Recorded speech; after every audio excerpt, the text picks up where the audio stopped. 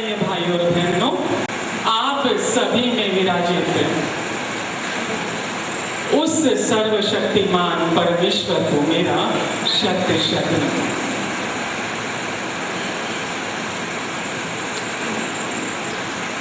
गुरुदेव से प्रार्थना कि अपना आशीर्वाद भरा हाथ मेरे मस्तक पर रखें और मां सरस्वती से वंदना कि मेरे कंठ में विराजित हो,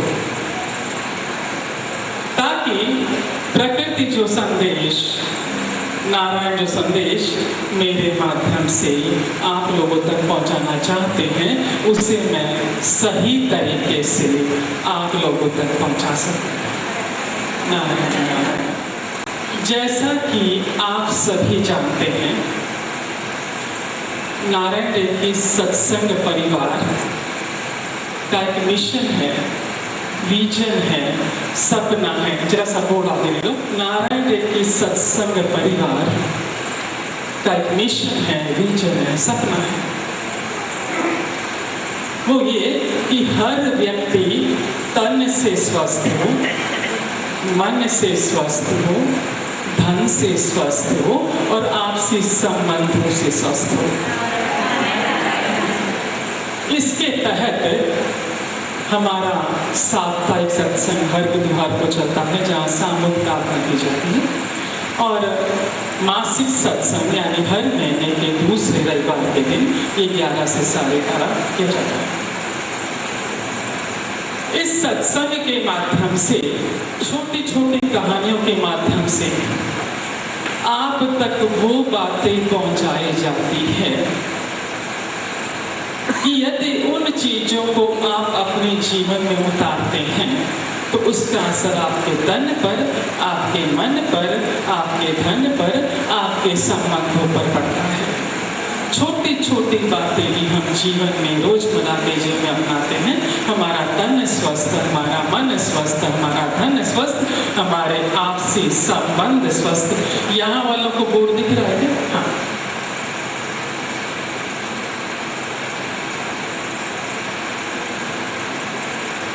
हमारी प्राथमिकता है हमारा तन स्वस्थ हो, हमारा मन स्वस्थ हो, हमारा धन स्वस्थ हो, हमारे आपसी संबंध स्वस्थ हो। आपके हर विचार का, हर विचार का, हर विचार का, हर वाणी का, हर व्यवहार का असर इन सब पर एक साथ पड़ता है। 1 2 3 4 में नहीं जाता है, एक साथ। आपके मन में कोई विचार आया, यदि सकारात्मक है तो और नकारात्मक है तो भी इसका तुरंत असर एक साथ विचार का, वाणी का, व्यवहार का, आपके द्वारा किए गए विचार का, आपके द्वारा कही गई वाणी का, आपके द्वारा किए गए व्यवहार का दूसरों पर असर क्या पड़ता है उसे छोड़ दीजिए।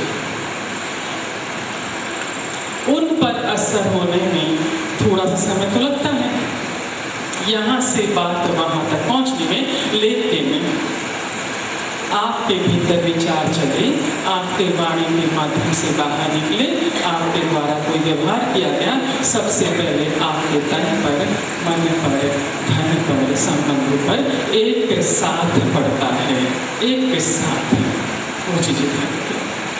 तो इस सत्संग के माध्यम से, छोटी छोटी कहानियों के माध्यम से आप तक वो बातें पहुंचाई जाती है कि आपके विचार सही हो, वाणी सही हो, एक्शन, आपका व्यवहार अपने आप सही हो जाएगा। जब ये सही चलेंगे तो ये पैकेज आपका पूरा सही चलेगा। तो सबसे पहले तो आज महिला दिवस है, उसकी ढेर सारी शुभकामनाएं, क्योंकि बहुत सारी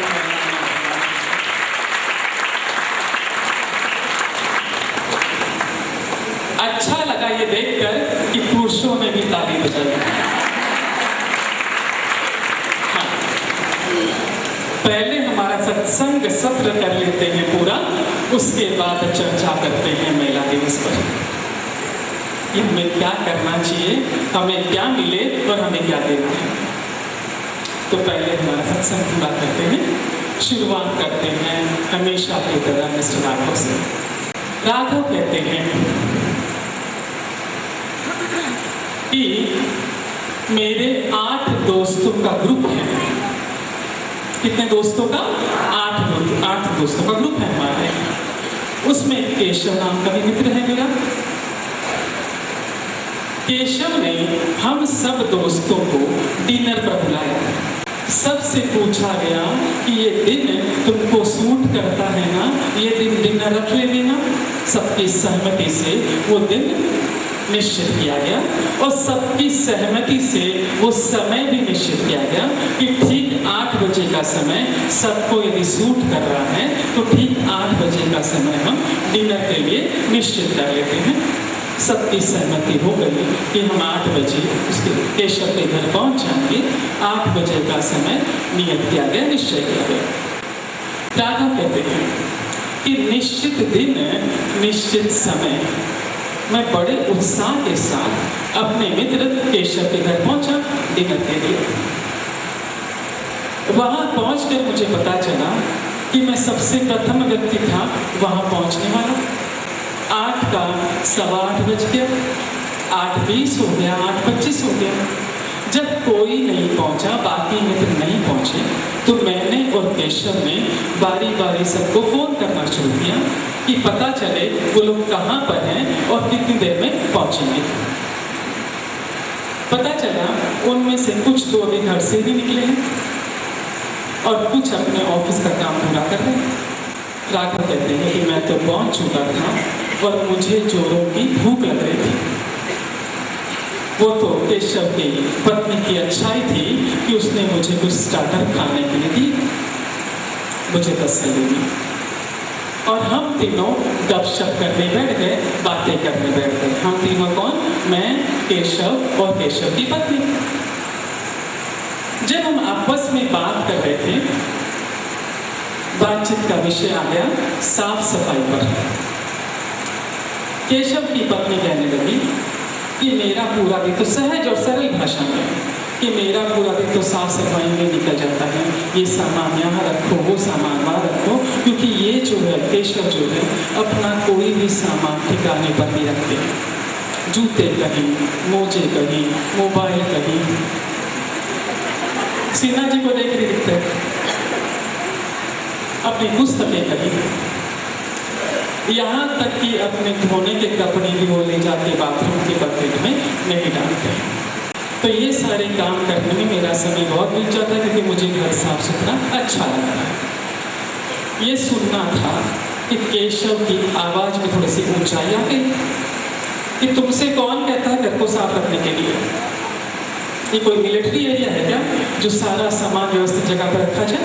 मेरा घर है, मैं चाहे जैसे आज़ादी से रह सकता हूँ। मैं तुमसे नहीं कहता हूँ कि घर को साफ करो या घर को साफ रखो।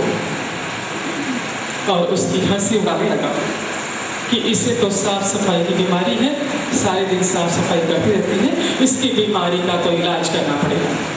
राघव कहते हैं कि बेचारी पत्नी थोड़ी देर तक तो केशव की बातें सुनती रही। उसके बाद ये कहकर वहाँ से उठ गई कि मैं जरा डिनर की व्यवस्था देख लेती हूँ। चले गए। हम आपस में बातचीत कर ही रहे थे।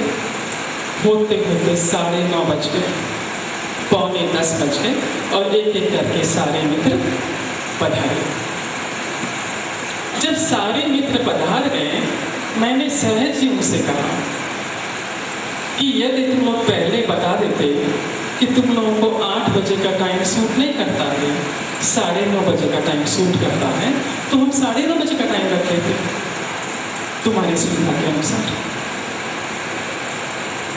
राघव कहते हैं कि मेरा इतना कहना था कि बातों का विषय बदल गया, पंक्चुअलिटी पर आ गया और कोई भी अपनी गलती मानने के लिए तैयार नहीं था। सबके सब कारण बताने लगे। कुछ ने तो ये कहना शुरू कर दिया कि क्या फर्क पड़ता है, 8 बजे की जगह 10 बजे डिनर करती है। कुछ ने मेरी हंसी उड़ानी शुरू की कि खाने के पीछे इतना मत भागो, सबसे पहले तुम्हारा खाना परोसेंगे, और लाओ उसकी थाली दो, उसकी थाली दो, मेरा मजाक उड़ाए लगे। एक ने तो यहाँ तक कह दिया कि हम तुम्हारी तरह फ्री नहीं हैं जो 8 बजे आकर बैठ जाते। राघव कहते हैं कि चूंकि मैं बहस नहीं बढ़ाना चाहता था, मैंने बातों का विषय बदल दिया। अब समय था 8 बजे का डिनर का। राघव कहते हैं कि चूंकि समय था 8 बजे का डिनर का, मेरे मित्र की पत्नी ने अपनी हेल्पर को कहा था कि 9 बजे तक रुकने के लिए, ताकि उसकी मदद हो जाए। अब हम खाना खाने 10 बजे बैठे, हेल्पर जा चुकी थी और मित्र की पत्नी को अकेले ही सारा काम करना पड़ा। हमने खाना खाया, हमने खूब इंजॉय किया रात देर तक। उसके बाद हम अपने अपने घर वापस लौट गए। राघव कहते हैं कि जो गेट टुगेदर मैंने अटेंड किया, उसकी सारी बातें मेरे जेहन में घूम रही थी। कि जैसे कि मित्र की पत्नी ने कहा कि मेरा पूरा दिन निकल जाता है साफ सफाई में, घर को साफ सुथरा रखने में। अब चूंकि मित्र उस ऊंचाई तक नहीं पहुंच सकता, उतना परफेक्ट नहीं है, वो उसमें परफेक्शन नहीं है। उसने अपने बचाव के लिए कुछ कुछ कहना शुरू कर दिया, उसकी हंसी उड़ानी शुरू कर दी। अब मैं निश्चित समय के अनुसार 8 बजे डिनर लेने पहुंचा और बाकी लोग नहीं पहुंच सके। उन्होंने मेरा मजाक उड़ाना शुरू कर दिया। राघव कहते हैं कि यदि आप सही हैं और दूसरा व्यक्ति उस ऊंचाई पर नहीं पहुंच पाता, तो अपने आप को बचाने के लिए कुछ कुछ कहना शुरू कर देता है, बजाय जो सही है उसे कहने के। राघव कहते हैं कि कोई गलत नहीं है यदि आप नियत समय पर जगह पर नहीं पहुंच पाते, या यदि आप वेल ऑर्गेनाइज नहीं हैं। लेकिन इस पर भी आप बहस करते हैं कि जो कुछ है मैं ही सही हूं। ऐसी अवस्था में राघव कहते हैं कि आप अपने जीवन में आगे बढ़ने के रास्ते हमेशा के लिए बंद कर लेते हैं।